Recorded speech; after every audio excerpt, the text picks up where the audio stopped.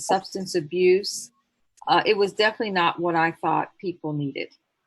And the reason that I went into the field of psychology is so that I could be that empathic ear and help people restore their lives, not to burden people with even more that would just disenfranchise them from the mainstream of life on a day-to-day basis.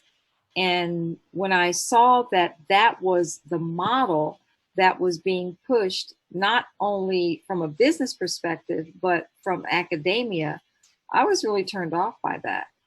And then it was like, okay, so what do I do with all this paper I have now, all these, degrees, and what do I do? So I began to teach. And I began to teach from the perspective of researching and looking at where the research was funded, most of it from big pharma, and then looking for other people that were able to really see the perspective for what it was. When you see a person who has symptoms that create things like hallucinations and delusions, and to within 10 or 15 minutes put them on a really unfounded or unproven medication and tell them they have a chemical imbalance, that's criminal. And I didn't want to be a part of that. So I started trying to figure out what could I do. And the thing that I felt really was beneficial was teach students that there are other ways to look at things, even though it's not mentioned in the textbook. So that's what I've been doing for the past 15 years. And I have found that it's really starting to pick up momentum. And people are starting to recognize that this doesn't work. Because people take the drugs and they don't get better.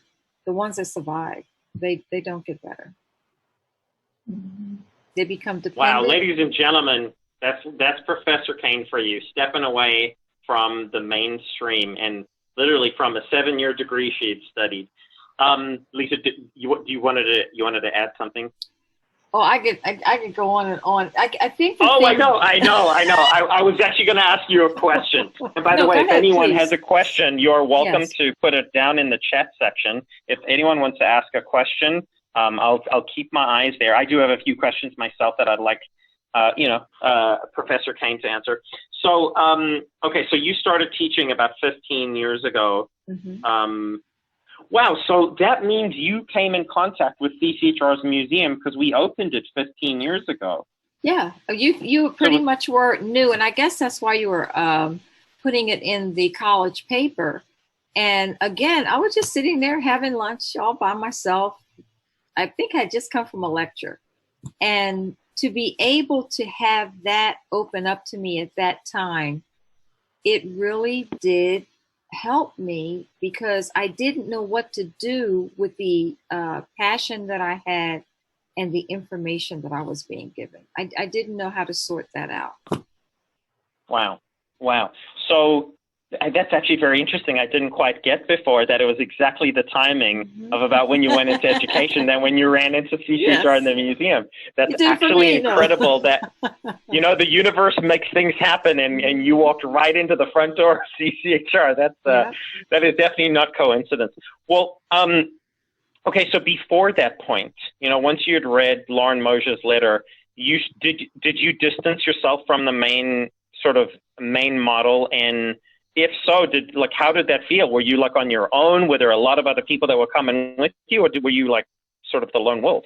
I was definitely on my own because the idea was we were going to team up together and open clinical practices together with occupational therapists, which would be probably the most holistic thing we would do, chiropractors, things like that. But because I was so bent against the biomedical model, people began to kind of wean themselves away from me. And I really felt there was nothing I could do with my major, with what I had spent all that time and invested in academically. And so that's why I went into teaching. I love teaching. I did love teaching. I must admit that. I've always loved teaching. But I thought I could do a lot more if I was a clinician, and was supposed to go right into the clinical PhD program, which I turned away because I didn't want to get more entrenched into that methodology. I couldn't do it. Lots of money in it, but I just couldn't do it. I just Wow. couldn't do it. And actually, Wow. not a friend of mine who actually was in the same program, she did join forces with some pretty invested people in that particular biomedical model.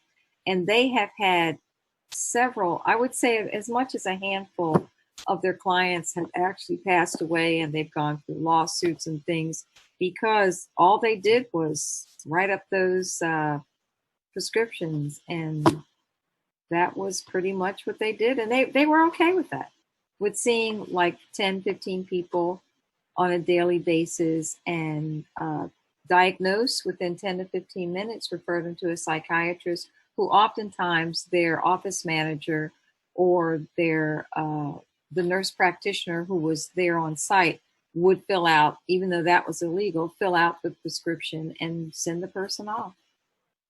Wow. Wow. It's Okay, kind of so you definitely broke off, and you sort of felt like a lone wolf pretty much. So for that's a what long struck you time. about the ad, the museum ad in that campus newspaper when you walked in. Yeah, because I probably wouldn't have gone, but it says Psychiatry Museum, Industry of Death.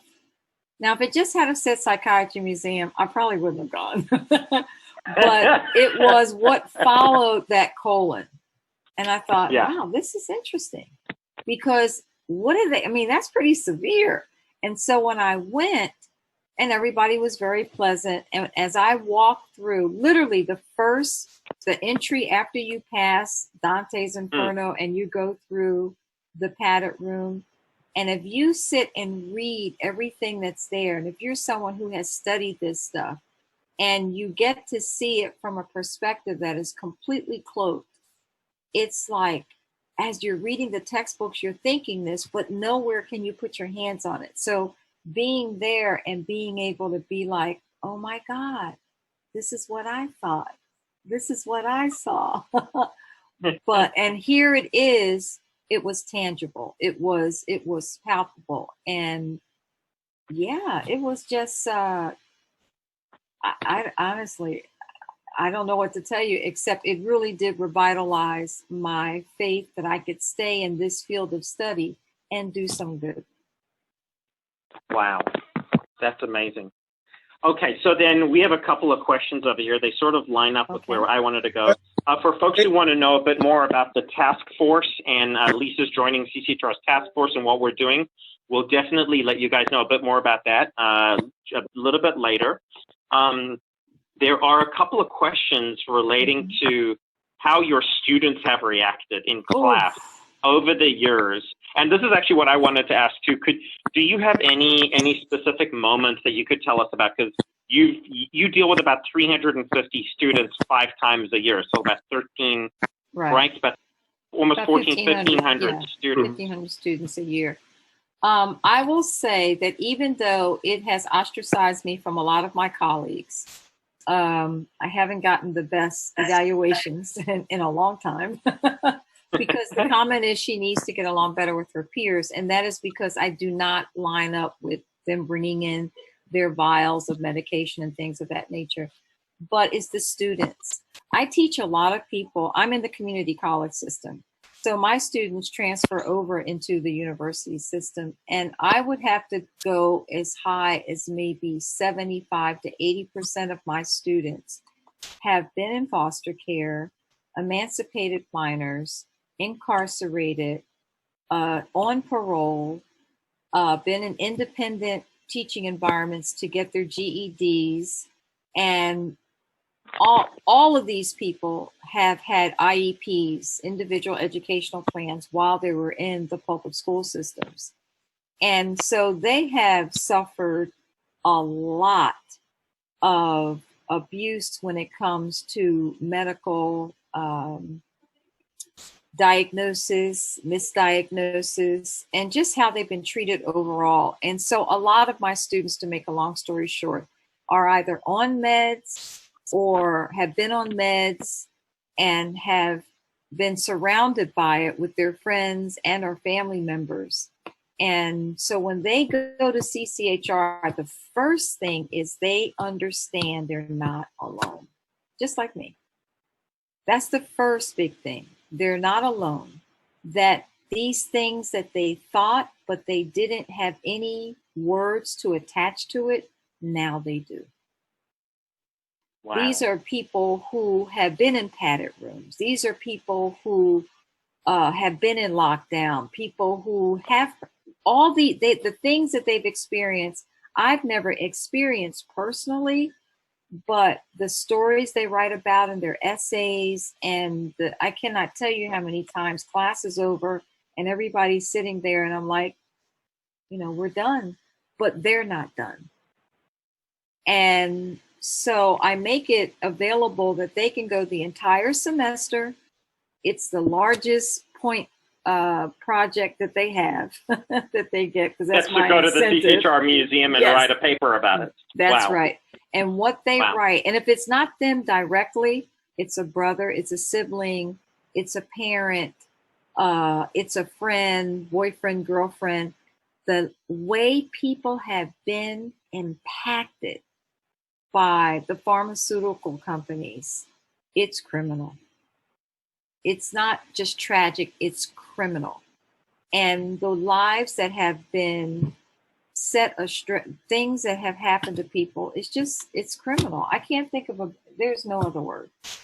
People should, I think a lot of people should be tried and convicted for some of the things that they have done to large population of these youth, these young people. They go into adulthood thinking that they are just not capable of living normal lives.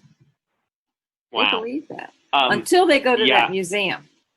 Exactly, and as ladies and gentlemen, I should note, since Professor Kane brought it up, we actually do work with folks.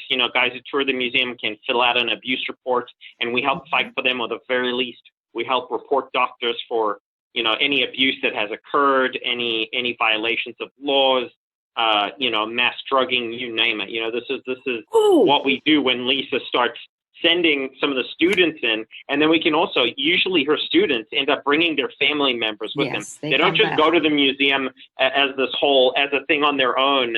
They literally bring their entire families with them. And, so if you look at the amount of lives that Lisa has helped touch, that's 13, maybe 1,500 students per year, plus family members for the last 15 years. That's impressive, guys. That is something. Impact. I know I'm interrupting. What did you want to say? That's that okay. Form that you have, you can get it online, and I give it out in class, where you can put into your child's school files that they cannot be tested, nor can they be referred. And then CCHR has your seal and whatever. Do you know the form I'm talking about? Yeah, the form. I think you're talking about the form against. It's the consent form for child screening, and that's a parent or a legal guardian can sign that, and it's from CCHR. And people puts it. You submit one copy to the superintendent of the school and the teacher and any school counselors, and basically this gives them zero permission to do any type of psychological or psychiatric screening on your child without you knowing about it. Exactly, because prior to that, a lot of my students, their mothers or whoever their custodial guardian was, had no idea that they were being put through this. None whatsoever. And with that form, stops it dead in their tracks. So just that Lisa, alone. I have to. Oh, sorry. Go ahead. Yeah, that form stops being in the track. Yeah, it's accepted in all states, from my understanding. It's a pretty generic form. Yeah, exactly. So, some of our forms, ladies and gents, I mean, we also have a psychiatric living will, which is a will that says that you do not wish to have any psychiatric treatment, drugs, electroshock administered against your will. If for some reason something medically happens to you where you're out of it or whatnot, it's a psychiatric living will, which we have available at CCHR too. And oftentimes this holds up in court, and sometimes, at least I think you actually mentioned this to me earlier, but I'll mention it. Sometimes what happens when people call us with abuse and they just mention the name CCHR in a psychiatric hospital, the guys run for the hills. Like our Steve Wagner, our legal coordinator, sends in complaints. Like when someone calls us to complain and is being abused, he sends a form in to the hospital, and there's a particular person in each hospital. I think they're called the risk assessment manager. They're basically like the legal person, right? And he sends in a complaint. It's saying, CCHR is aware of, patient so-and-so who's complained of X and Y and Z. And, we're monitoring the situation, and boom, suddenly a day or two later, the person is released who doesn't want to be there. And it's interesting because Lisa said a very similar thing. When she's mentioned that she's with CCHR and she goes somewhere, people sort of, what did you say to me a little earlier, Lisa?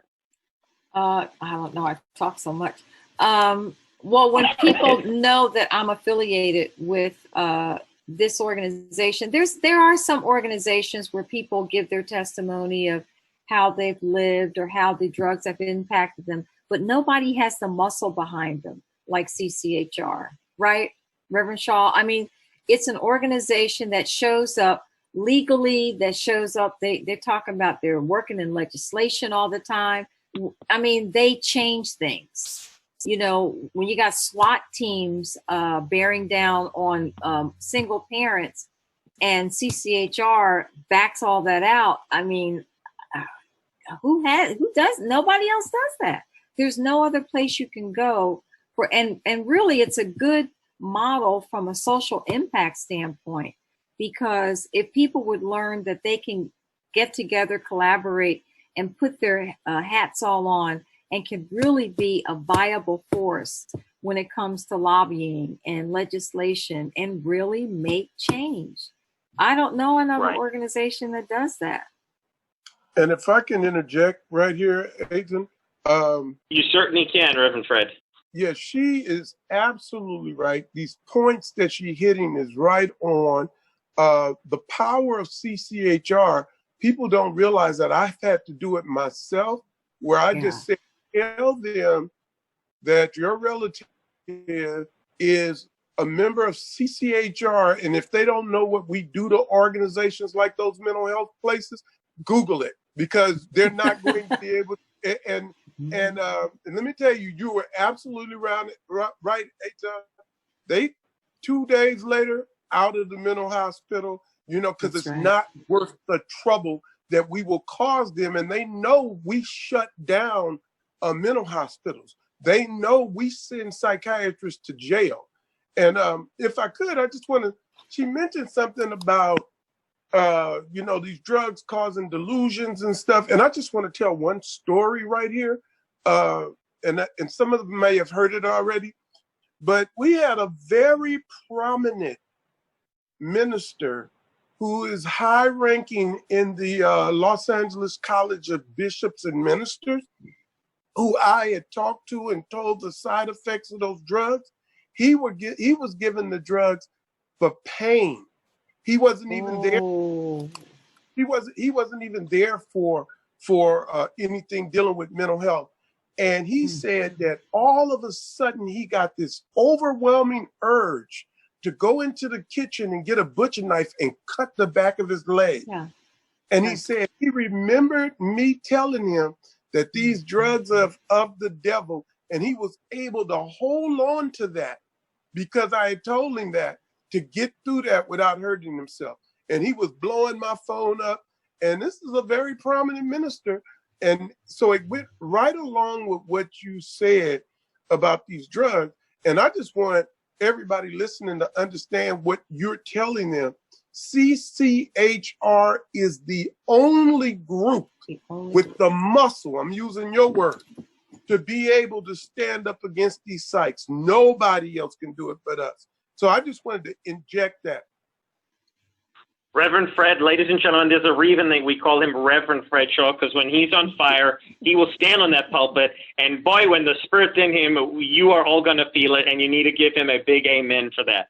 So, Reverend Fred, thank you for interjecting that. I really appreciate that, actually. That it really speaks to what Professor Kane was talking about. You know, guys, I figured we'd run a little longer than we thought we would tonight. So how are you guys all doing on time? Normally we run about an hour and 15 minutes. Okay. No just wanted to check problem. how you guys are. You guys are okay? Most people No are problem. okay on time? No problem. Okay, awesome. If anyone does need to, let us know, but we have a bit more news at the end. Reverend Fred's going to give some good news and also, how people can help support what we're currently doing. I guess there was a couple of questions that I was thinking about, Lisa, and I know you touched on them. Mainly one question, and I guess you already sort of answered it, but so there's going to be two questions. First is, have you run into any adversity, major adversity, being the person speaking out against psychiatry and psychiatric drugging, teaching for 15 years? And if so, like what level of adversity have you run into doing that? Well, if anybody knows anything about collegiate academia, the cushy job is tenure. Because once you're tenured, I mean, you can almost shoot somebody and you'll still get sent home on with paid leave.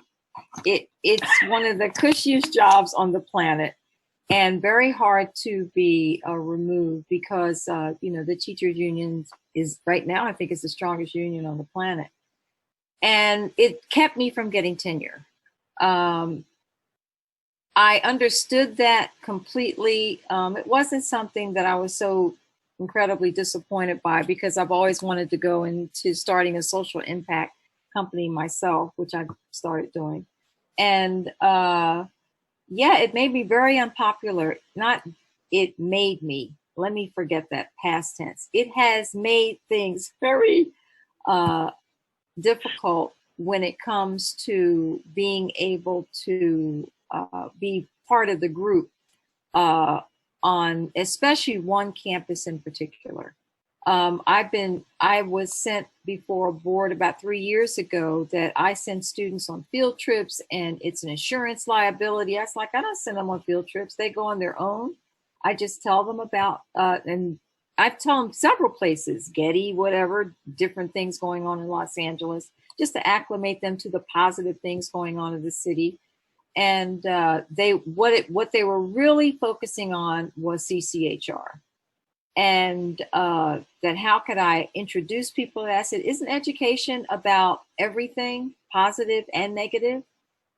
I mean, and I told them, for years we're reading textbooks that speak about people of color in the third person, and that's not a problem when 90% of our school population are students of color. So my thought is, that's terrible. But you guys don't see that as terrible. You see that as normative. And I see sending them to a place like CCHR that gives us what the textbooks seem to forget. Like, who knows how George Washington died? Nobody. They never put it in a textbook. It was Benjamin Rush. The father of American and modern psychiatry. Yes. Yep. The guy makes it through one of the bloodiest wars ever, Revolutionary War. And I mean, the revolutionary leader of America, he goes to his buddy and he bleeds him to death. And that's the man whose face, I don't think it is anymore. I think they changed it. Was it last year? They changed it 2 years ago because I think we've been screaming and shouting about the fact that... It was you guys. That's what I'm saying. Yeah. It was CCHR that had illuminated the clandestine practices of Benjamin Rush and Samuel Cartwright, that they changed the face of that had been there for the entire inception of the APA. So that's what I'm talking about when I say CCHR is muscle.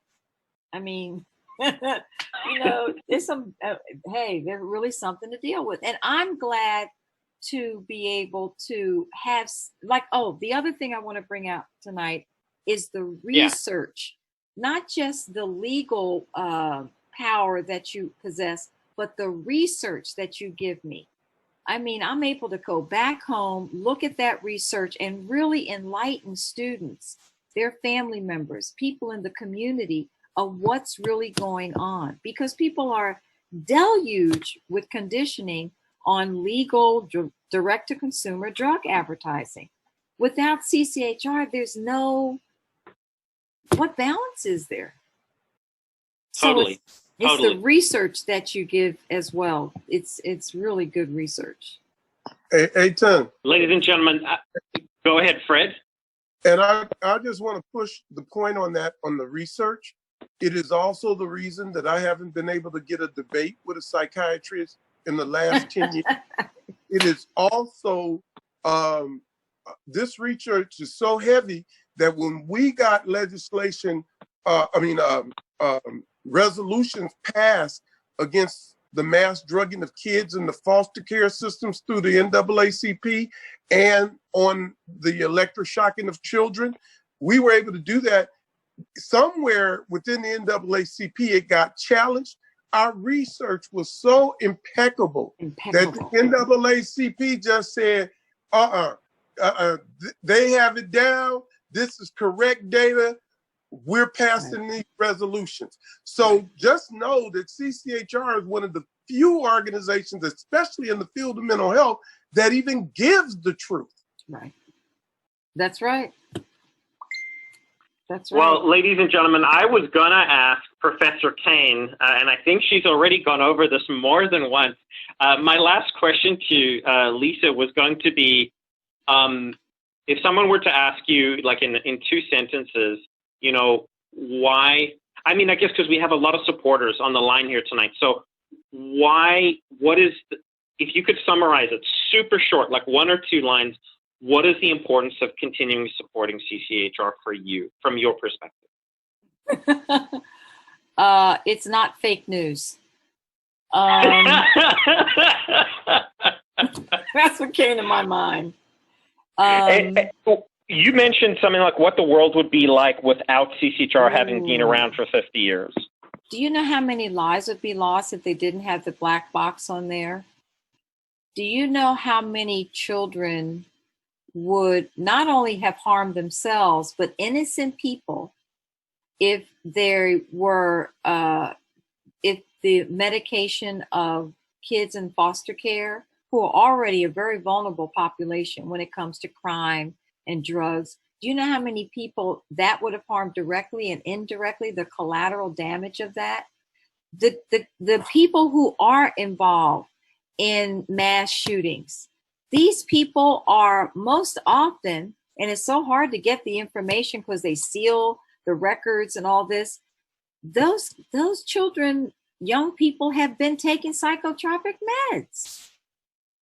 And as I tell my students, and I know you told me to just say it in a few words, but as I tell my students, your brain is not chemically imbalanced until you take these drugs. You understand? And if you need to find out research on that, I send them to your website. Wow. So they can look at the documentaries and they can read the information. Fantastic. Ladies and gentlemen, I think we should give Professor Lisa Kane a massive round of applause for speaking out, for all of her work with us. By the way, I haven't been able to actually tell you, Lisa, during the whole...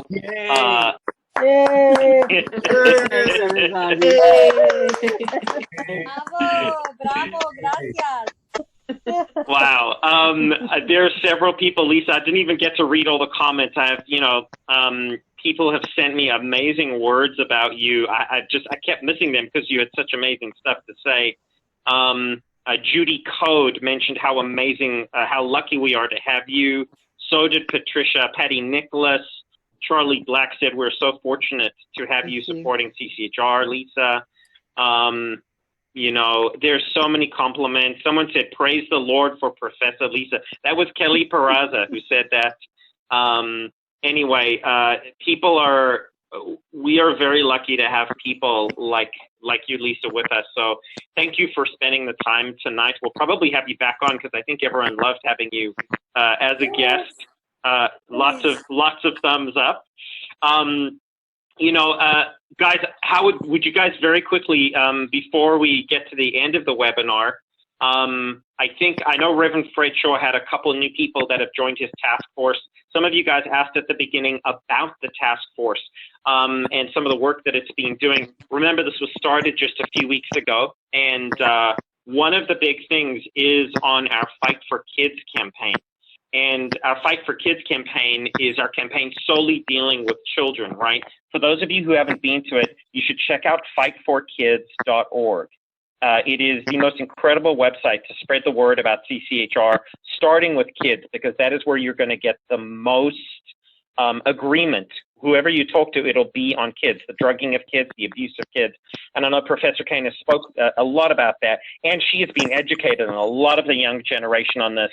She actually told me earlier about one of the class projects she has her students do, where she has, without telling them anything about pharma ads, she just tells them and sends them out on an assignment for a day to watch TV for several hours and to write down how many ads there are and for, the percentages and for what they are. And I think she said every single time the students come back with 80% drug ads, big pharma ads, here in the U.S. For those in Australia, just so you know, in America, we have drug ads on TV, all day long, and it's just very fascinating what she does. And she doesn't tell them to look out for the pharma ads. They come back to her saying it's 80% pharma ads, I forgot where I was going with that tangent, but a big thing here, guys, is the Fight for Kids campaign. And, Professor Kane touched on the school shootings, which is definitely under our Fight for Kids and exposing the fact that these drugs can actually cause hallucinations and delusions and kids to, and not just kids, but especially kids to, to lose it and to lose touch between reality and fiction. Our Fight for Kids campaign, in fact, because of our Fight for Kids, ladies and gentlemen, some of you guys have heard this before, but for those of you who haven't, who are new, in the last couple years alone, because of our Fight for Kids campaign, there's been almost 200,000 less kids on psychiatric drugs, just in the last couple years alone. That's because of Fight for Kids. So, this is one of our most important campaigns. In addition to that, on Fight for Kids, some of you were on our call a couple weeks ago where we talked about that restraint death. The 16-year-old, unfortunately, died in a psychiatric facility in Michigan several weeks ago. CCHR got on the case. There was a local group that started a petition, to basically get this psychiatric facility shut down, and the parent company that owns like 50 facilities across the U.S. investigated and to get justice for the 16-year-old kid. And CCHR got on the line, Reverend Fred got on this, got the data out to the task force, and within a few weeks, the 7,000 signatures turned into over 300,000 signatures. And what had occurred is the governor of Michigan and the State Department of Health and Human Services came out and said that they are banning restraints on children under their care. That basically means foster kids and poor kids in the state of Michigan. Just so you guys all know how precedent-setting that is, nothing like that has ever happened in the entirety of CCHR's history, that a state has banned restraints on kids. And we have been speaking out about that for over 2 decades. In fact, in the museum, there's a little section with photos of these poor kids that have actually died because of restraint. So that is the power of the Fight for Kids campaign. That is also the power of Reverend Fred's new CCHR task force. Professor Kane is just one of the the clout of people that we have joining this task force to not just educate the community, but help CCHR in this battle. I can't emphasize the power that Reverend Fred is putting together, concentrated into this task force, which is why he started out by thanking all of you for your support to us, for your referrals to others who could join this task force, and this is the power of working as a group, ladies and gentlemen. So we're very grateful for that. We definitely have run way long, so I'm going to cut this a little shorter. Guys, obviously this requires support. What we do, what Reverend Fred does with the task force. Reverend Fred, how many opinion leaders and community leaders do you have on the task force so far? Oh, Fred, I think you're muted. Go ahead and unmute yourself. I'm sorry about that. 51. We have 51. 51. On the task. These are all community leaders. Some of them are You know, like we have the a national board member and the regional director in California from the NAACP on. We have the Western Regional director from the National Action Network. We have an international delegate from the SEIU, that's the Service Employee International Union. That's 3 million people that's in that union. We have a person actually actively getting me to the leaders of that organization. So we got movement going on. We got people of power involved in it, such as Professor Lisa Kane, Attorney Allison Farmer. I mean, we got some names involved in this, and that's just some of them. We got, I think, 8 radio shows that have people, their hosts have joined us. We have all kinds of things. So, Reverend Fred, you told me that we have the chancellor and the president of the Los Angeles College of Bishops and Ministers, and the also the president of the Los Angeles Council of Bishops, that there are over 350 churches just here in LA or California, correct? Yeah, it's the Baptist Ministers Conference in the Los Angeles area. Up into San Diego, there's over 350. Some say it's as many as 450 people. We have the ear up north. That's going down south. We have the ear up north for one of the people who actually was one of my classmates in high school, who found out what I'm doing, and he's trying to land another 400 ministers to be involved in this task force. So we're making headway. Even though it might seem like it's gloomy and we can give you all kind of bad reports of what they're doing, we're actually kicking their butt, and they fear us. And so, you know, and that is strictly, Eitan, that is strictly because of the people who support us, the people who allow me to be out there in the trenches with no fear. That, you know, I was at one of the community colleges, and they started having an amen session on me in the negative way. And I just told them, you know, Ooh. You playing my game. You know, you want to have amen. I'm the minister. You know, you don't want to necessarily go up against me like that. I can stand in their face. People came to me afterwards and apologized for the people who acted up and said, you know, it's funny that they're speaking on behalf of mental health, but they're the craziest people in the room. So, you know, this is their own colleagues. You know? Ladies and gentlemen, Reverend Fred, thank you so much for that. You know, your work with the task force, guys, I'm not going to overstate this at all, but just one more time, the power of Reverend Fred and this task force is unbelievable. There is literally no one like Fred on earth. I mean, that's obvious, but no one, how do I say this? He's the most uniquely qualified person because of his 30 years of experience fighting this fight, helping CCHR, being a former deputy sheriff, being a Baptist minister. I mean, I could go on and on. You know, the fact that he got involved with the NAACP and got them involved with CCHR. I mean, I could go on and on, but he's gotten the Black community on board with CCHR and supporting our work more so than a lot of other people. And obviously, part of what this task force is doing is getting the truth about psychiatry to the Black community, who don't know that this suppressive group has been hitting on them, who's been attacking education and moral values and religious values and all the various things, and been hitting that community so hard. Like Lisa was saying in her classes, you know, the students that come in who are who either were incarcerated or were in psychiatric facilities or were on drugs, that there is a huge percentage that are minorities, a massive percentage that are minorities. And we've seen that for many years, you know, with foster kids and underprivileged kids that are, you know, drugged under Medicaid, you know, using our tax dollars. So, but I want to end this in a high note, because it's because of your guys' support that we're able to do all this stuff. And again, validating Reverend Fred and the task force, this is how we're going to do this, guys, and we keep pulling together. One thing I wanted to ask you guys for is we do need your continued support. This is how we keep Reverend Fred and the task force growing. This is how we get, just so you guys know, on the Fight for Kids campaign, on that restraint situation, we're taking that, what happened in Michigan, that is a precedent-setting thing. It's never been, restraints on kids have never been banned anywhere. We're using that to to launch a nationwide Fight for Kids campaign on banning restraints on youth, just so you know.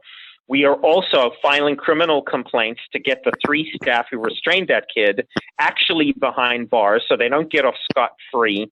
Because if that's the first state that you have such high punishment going on for one of the first times, because oftentimes these guys get off scot-free, we want to set the precedent nationwide and actually get it banned after a couple decades. So this is what you guys are supporting. This is the power that you guys are supporting. Reverend Fredshaw and the task force, people like Professor Lisa Kane, who has stuck her neck out and being the lonely wolf until she found CCHR.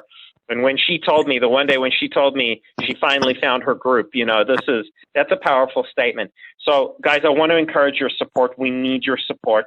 Obviously, finance-wise, our financial planning has gone way out the roof during the whole shutdown situation. In fact, we've had to 5X our production to keep up with the psychs and all their nonsense, trying to take advantage of COVID. And every crisis that goes on, you'll see the mental health system requesting more funding and programs, you name it. So I'm not going to go into everything that they've done. I'm going to say that, like Fred said, in spite of anything you hear in the media, we are kicking so much butt, and we need your guys' help to continue kicking butt. We have some donors who are willing to match up to $5,000, so I wanted to throw it out there. For everyone who's here tonight, I want to encourage your donations, your generosity to CCHR. We actually had Raven, who was on here a little earlier. She had to leave. She actually is starting a $300 matching game. She would love 9 people to match her. That would be 3,000. If 19 people matched her, that'll actually be 6,000, by the way. That'd go over the matching donation that we could get. But you can do any amounts, guys. But if you would like to help, we need your support more than ever to keep all this amazing work going, to keep people like Professor Kane informed with all the research that we get her way more than every year. So throwing that out there, Nancy Olson is doing $100. Thank you, Nancy Olson. I appreciate you, and I see you there. Thank you so much. Ladies and gentlemen, would like to help this matching game? Go ahead, Reverend Fred. Yeah, don't forget that if they do the 300 and help get the $3,000 to $6,000, don't forget every time they do the 300, they become a lifetime member also. So that's correct. If you're not a member, if you don't have a membership to CCHR International, we're a separate organization. A $300 donation is actually a permanent membership, so that would make you a member, and you can get them for your whole family if you like. A spouse, your kids, make as many people members. In fact, we're on a membership roll, a membership drive, because the more members we have, the more we can actually influence legislators. That's a big thing, to have a bigger membership. So if you're not a member, we'll actually count that as a membership. We have Gillian Christie and Phil Bobian who are matching Raven. Gillian, I see you there. Thank you so much. Hold up that peace sign because you're awesome. Gillian has supported CCHR International for longer than I've been on staff, ladies and gentlemen. Big round of applause to Gillian. I appreciate you. We have Jane Mitchell. Jane is doing 300. Jane, you're fantastic. Thank you, Jane. And I've never met you before. It's your first time on, I believe. Thank you so much for your help and that big smile right over there. Jeff Dion. Jeff, wow, you're on. Jeff is doing 300. Jeff has an art gallery down in Santa Monica. Thank you, Jeff. You are fantastic. Nicole Grellen, thank you. You are doing 100. Wow. By the way, Lisa Kane, if you didn't see, Professor Kane thanks everyone for all your support to keep CCHR Int going. So we do appreciate you immensely. Ladies and gentlemen, we have a potential to get 5,000 matched. I'm totally okay if we go over that. The more $300 donations we can get. Oh, and by the way, you are welcome to donate more than 300. It is not a crime to do 1,000 or 2,000. I swear I will not say no to you. I know I'm a really rough-looking fella, but I'm a big-hearted rebel warrior. Mike Walgart, thank you, Mike. You are already a member, as are your wife and your child, and thank you for the extra $100. You're awesome. By the way, guys, those who have committed donations, I'm going to put a link here in the chat. You guys can hop on and go do your donations now. That would be absolutely wonderful. It's cchrint.org/donate now. You can hop on there and do your donations. So far, I see Mike's 100, Nicole's 100, that's 200, Jeff Dion, that's 500, Jane Mitchell, that's 800, Gillian, that is 1,200. Nancy, with your extra 100, that's 1,300 so far. So, and then of course, Raven's 300. So that'd be 1,600 toward the $5,000 match. So, ladies and gentlemen, if you've been inspired tonight, if this has really moved you, hearing just one of the amazing folks, Professor Kane, who's been doing this and speaking out for 15 years, your support helps us with people like that, with amazing opinion leaders who have an influence, who stick their neck out, who can change the whole situation of, I mean, can you just imagine one person impacting more than 1,500 people a year? And that's just the students, that's not the families. That's an effect that's not linear, folks. That's going in all directions. In fact, I'm going to tell you guys a quick story while the next person is waiting to do their donation, because I can just feel that there's these donations that are hanging around in the air. I've been around Los Angeles, obviously not right now too much during the shutdown, but there were, over the last 15 years, even after I stopped running the museum and I was doing my other posts, I used to go to, various stores around LA, and, people used to, or I used to get an Uber ride somewhere or be at Ralph's at the checkout line. And sometimes I would be wearing a CCHR t-shirt or not.